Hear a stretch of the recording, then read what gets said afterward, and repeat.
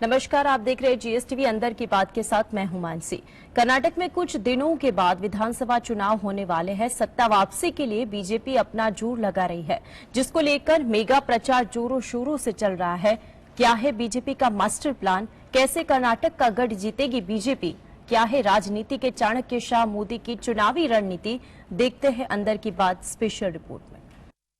पिछले 2 महीनों में पीएम नरेंद्र मोदी 8 बार कर्नाटक का दौरा कर चुके हैं, जिसमें कई परियोजनाओं का शिलान्यास किया गया है। एक रिपोर्ट के मुताबिक बीजेपी के जीतने की उम्मीद नहीं नजर आ रही, जिसको लेकर पीएम मोदी के चेहरे को खूब भुनाया जा रहा है। इसके अलावा बीजेपी के इस प्लान की मॉनिटरिंग खुद केंद्रीय गृह मंत्री अमित शाह कर रहे हैं। पीएम मोदी का साथ देने के लिए अमित शाह, सीएम योगी आदित्यनाथ, केंद्रीय मंत्री स्मृति ईरानी, सीएम हेमंत बिस्वा शर्मा और बीएस येदियुरप्पा के अधिक से आशिक रैलियां और रोड शो प्लान किया जा रहा है। पीएम मोदी करीब 20 से ज्यादा सभाएं और रोड शो करेंगे। अमित शाह करीब 25 से ज्यादा सभाएं और रोड शो करेंगे। बीजेपी ने लिंगायत समुदाय को साधने की जिम्मेदारी कर्नाटक के पूर्व मुख्यमंत्री बीएस येदियुरप्पा को सौंपी है। बीजेपी मानती है कि अब तक कर्नाटक के 17% लिंगायत समुदाय येदियुरप्पा के नेतृत्व में पार्टी के साथ रहा है, जो इस चुनाव में भी समर्थन करेगा। Bureau report, GS. केंद्रीय मंत्री ज्योतिरादित्य सिंधिया ने एक के बाद एक लगातार 3 ट्वीट करके राहुल गांधी पर जमकर निशाना साधा। राहुल पर हमलावर वो तब हुए जब राहुल ने अडानी के मुद्दे में सिंधिया को भी संलिप्त बताया। केंद्रीय मंत्री ज्योतिरादित्य सिंधिया ने राहुल गांधी पर बड़ा हमला बोलते हुए उन्हें ट्रोल कहा है। सिंधिया ने एक के बाद एक 3 ट्वीट करते हुए राहुल गांधी पर जमकर निशाना साधा। पिछड़े वर्ग को लेकर अपने अपमानजनक बयान के लिए माफी क्यों नहीं मांगते? उल्टा कहते हैं कि आप सावरकर जी नहीं हैं, माफी नहीं मांगेंगे। देश सेवक का अपमान और इतना अहंकार। जिस न्यायालय पर कांग्रेस ने सदैव उंगली उठाई, आज अपने स्वार्थ हेतु उस पर दबाव क्यों बना रहे हैं? आपके लिए नियम अलग क्यों हैं? अपने आप को क्या आप फर्स्ट क्लास नागरिक मानते हैं? आप अहंकार में इस कदर ग्रस्त हैं कि शायद इन सवालों की महत्ता भी आपकी समझ से परे है। आपको बता दें कि बीते कुछ दिनों में ज्योतिरादित्य सिंधिया खुलकर राहुल गांधी का विरोध कर रहे हैं, जबकि एक समय में ज्योतिरादित्य सिंधिया को राहुल गांधी के बेहद करीब माना जाता था। अडानी मामले पर सिंधिया का नाम जोड़ने के बाद से ही राहुल गांधी ज्योतिरादित्य सिंधिया के निशाने पर हैं। Bureau report, GSTV. गांधी द्वारा खुद को बीजेपी का एजेंट बताने से चिढ़े गुलाम नबी आजाद ने क्या बड़ा किया? क्यों अब राहुल गांधी की अपने ही लोगों के साथ हो रही है अनबनी? पायलट, सिंधिया और अब आजाद। अब क्या आजाद ने लगाया राहुल पर आरोप? देखते इस रिपोर्ट में। कांग्रेस नेता राहुल गांधी द्वारा खुद को बीजेपी का एजेंट बताने से चिढ़े गुलाम नबी आजाद ने दावा किया है कि राहुल गांधी विदेशों में उन अनचाहे कारोबारियों से मिल रहे हैं जिनसे कोई जुड़ना नहीं चाहता। मैं ऐसे 10 उदाहरण दे सकता हूं। राहुल गांधी बताए कि यह कारोबारी कौन है जिससे वह मिले और यह बैठक क्यों हुई। बीजेपी सांसद रविशंकर प्रसाद ने भी प्रेस कॉन्फ्रेंस कर राहुल गांधी से आजाद की धुन में कहा कि राहुल बताए कि वह किस बिजनेसमैन से मिलते हैं और आपका एजेंडा क्या है।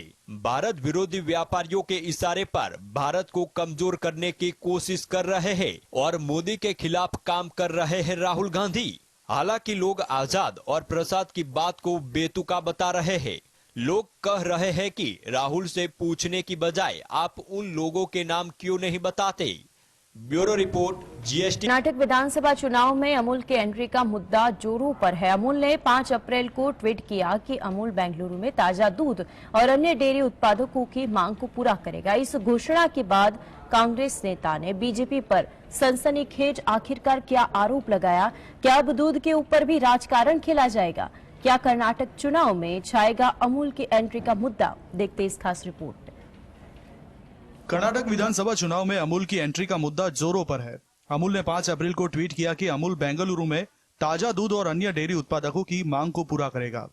इस घोषणा के बाद कांग्रेस नेताओं ने बीजेपी पर कर्नाटक की स्थानीय ब्रांड नंदिनी को बर्बाद करने की साजिश रचने का आरोप लगाया है। एक भ्रमित भाजपा नेता दावा कर रहा है कि नंदिनी ब्रांड को बचा लिया जाएगा। अमूल की घोषणा के बाद ट्विटर पर #सेवनंदिनी और गोबैक अमूल जैसे हैशटैग ट्रेंड कर रहे हैं।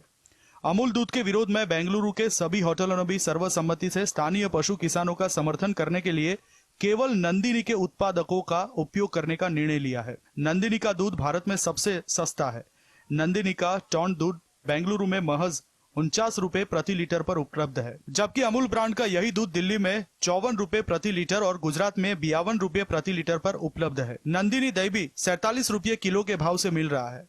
Bureau report, GSTV। बहुत समय से सावरकर को लेकर हो रही राजनीति के बीच महाराष्ट्र के सीएम एकनाथ शिंदे ने एक बड़ा ऐलान किया, जिसमें वीर सावरकर की जयंती मनाने की बात की गई। आइए जानते हैं क्या कहा है एकनाथ शिंदे ने।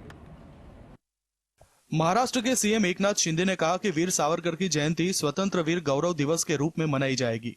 सीएम ने घोषणा करते हुए कहा कि राज्य में 28 मई को हिंदुत्व के आइकन विनायक डी सावरकर की जयंती को धूमधाम से मनाया जाएगा। विनायक डी सावरकर का जन्म 28 मई 1883 को नासिक के भगुर में हुआ था। सावरकर का निधन 26 फरवरी 1966 को मुंबई में हुआ था। अगले महीने वीर सावरकर की 140वीं जयंती होगी। बीते दिनों सावरकर के नाम को लेकर काफी राजनीति हुई थी, जिसमें बीजेपी ने राहुल गांधी के सावरकर को लेकर दिए बयान को निशाने पर लिया था।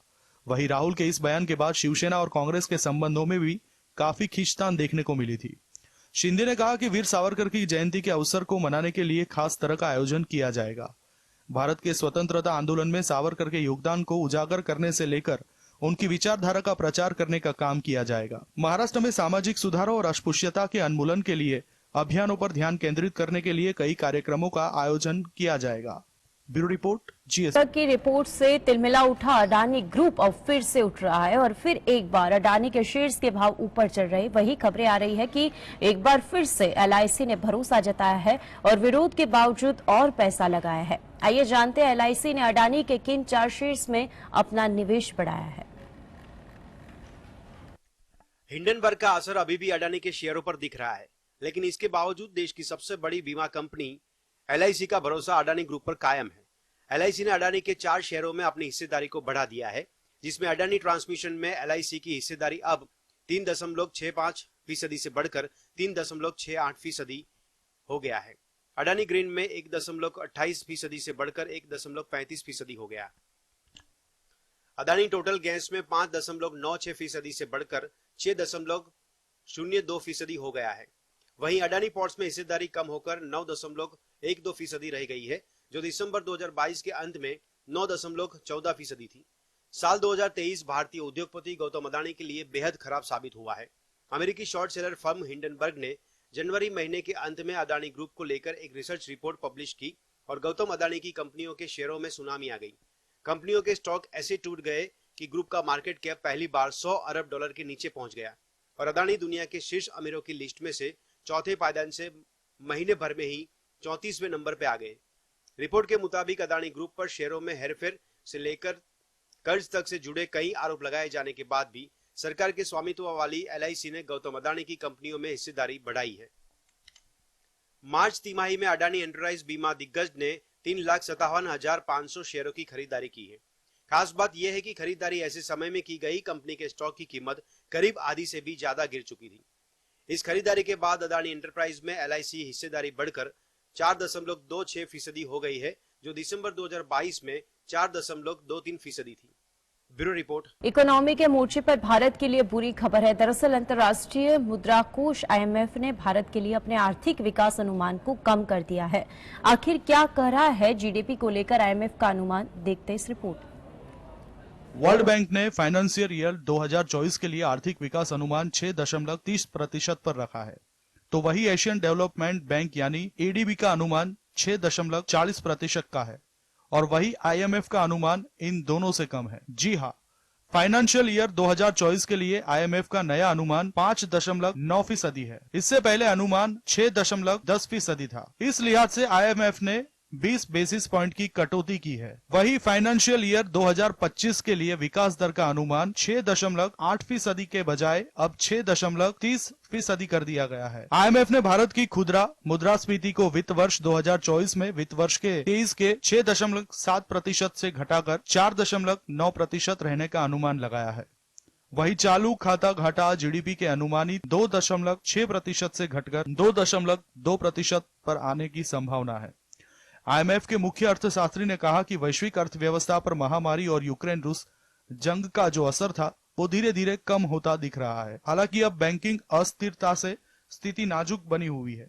इसका असर ग्रोथ पर पड़ने की आशंका है। गौरतलब है कि अमेरिका समेत दुनिया के अलग अलग देशों में कई बड़े बैंकों पर ताला लग गया है। वहीं कुछ बैंक आर्थिक संकट से जूझ रहे हैं। Bureau report, GSTV।